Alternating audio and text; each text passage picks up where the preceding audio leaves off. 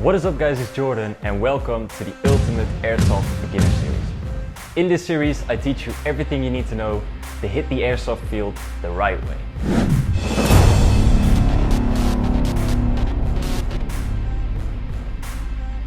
If you haven't seen episode 1 and 2 where I talk about budgeting, getting your first airsoft replica and the essential rules and safety guidelines, then make sure to watch those first. Today in episode 3 we're getting into something that every single airsoft player gets excited about: gear and accessories. Now I know when first starting airsoft it's tempting to go all out and buy the coolest airsoft loadout you can find.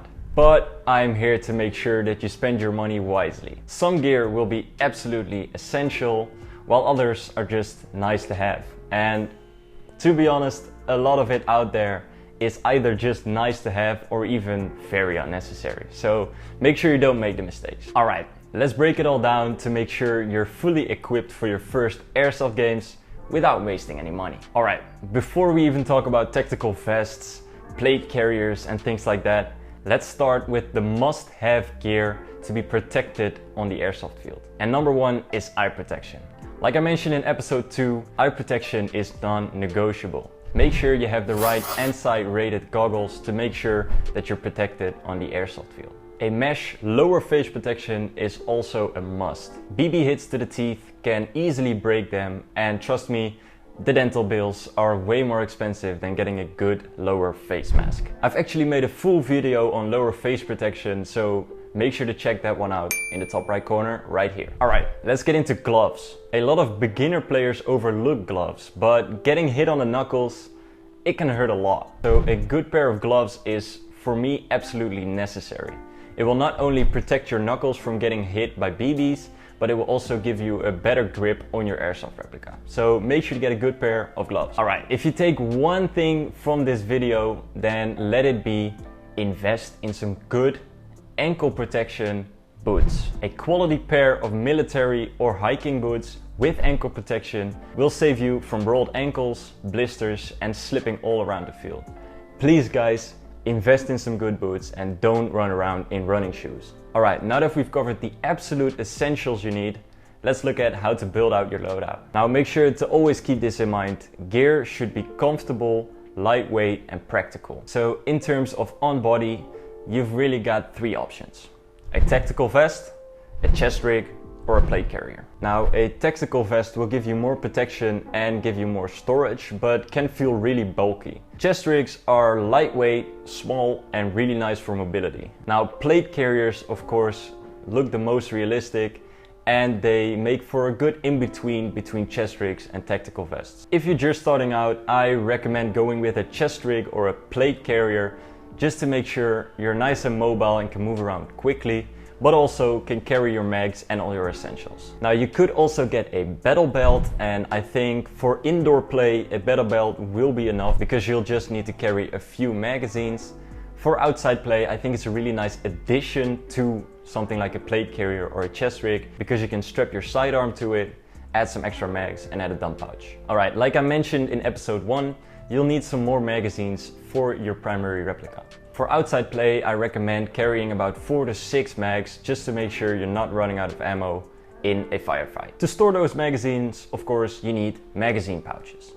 Now, when searching for magazine pouches, just make sure they're nice and secure, the mags won't come out, and they're easily accessible. Of course, if you're running a sidearm, you'll also need some mag pouches for your extra pistol mags. Something optional to add to your airsoft loadout is communication gear.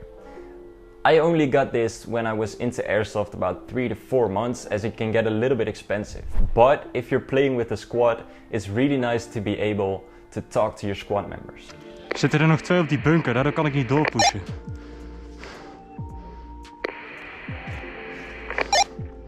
Ja, klopt. Now, in terms of communication, there's really 2 options. Of course, you'll need a radio, which I recommend the Baofeng UV5R. It's really cheap, but it will do the job nicely, and you can get it around 25 bucks, I think. So that's really nice. But in terms of headsets, you have 2 options. You've got a little earpiece you see those bodyguards wear when you're at a club or something like that.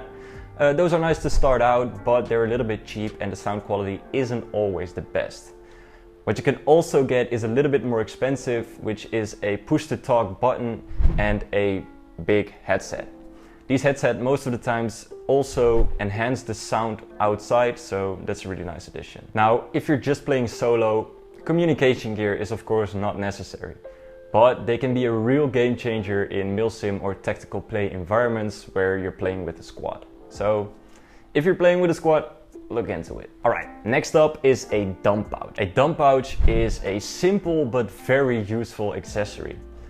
A dump pouch is just a big pouch that most of the times hangs on your battle belt. And when you're reloading, instead of stuffing your mags back in your magazine pouches or even dropping them on the ground, you can just drop them into your dump pouch and leave them there. This way you'll know what mags are empty and you don't have to struggle with putting them back in their magazine pouches. Really nice for quick reloads when you're in a firefight. Alright, next up is hydration systems. I almost always take a hydration bladder on my back with a tube running to my front.